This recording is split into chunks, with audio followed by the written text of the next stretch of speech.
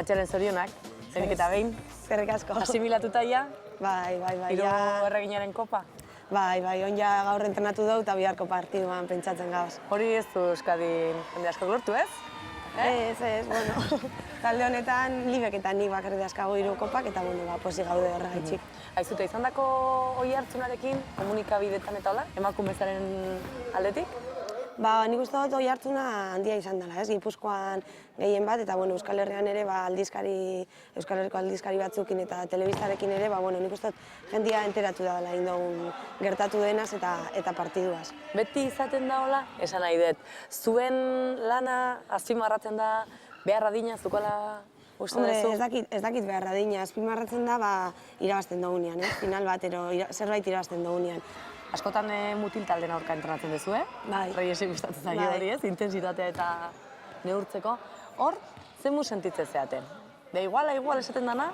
Bai, jolasten dugunean, exigitzen dieguna, esaten dieguna da, ez, atakatzen duten moduan, baina defentsan, ez emateko golpiak, mutilak izango baginen moduan, 2 metroko mutilak izango baginen moduan, azkenean diferentia dalako. Baina bestela nik uste dut partiduak, partidu normal hartzen zaituz eta...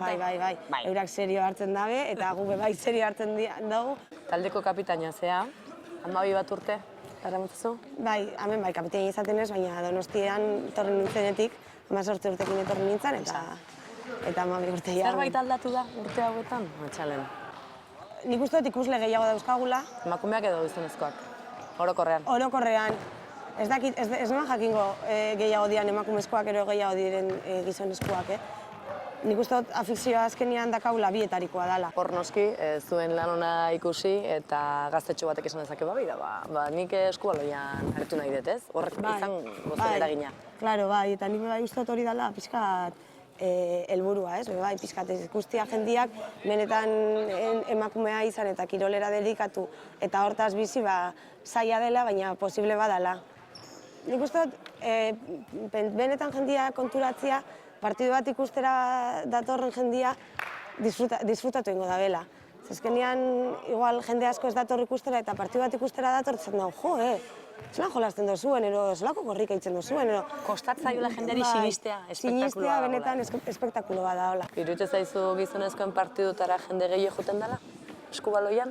Beti errezagoa dela betetzea gizonezkoen pabelloi batez, baina gu bai azken aldian partido garrantzitsua dakau zenean bastante beteta egoten da. Eta ikusten da, azkenean partidua telebistan botatzen dianean, oi hartzuna dakanean, jendiak ikusten da bela, eta esan da, gertu dakat, ez? Gainera, sarrera bat pagatzeaz da garestia eta arratsaldea pasatzeko modu, nik uste dut modu poli bat da. Zu hontatik bizitzea, eskubaloitik? Bai. Zaila da? Momentu honetan, bai, zaila da. Emakume zerrelako edo egoera dana delalako? Dana, emakumeena zelako asko zailagoa da soldatak ez dialako asobalko pandian dauden soldatak, zailagoa delako esponsorak topatzea, emakume taldeetan ikusten dut, eta baita ere dagoen krisi ekonomikoaren ondorioz, azkenian patrozinade pribatuak gero eta gutxiago dira, eta zaila da. Bai, hori kirolari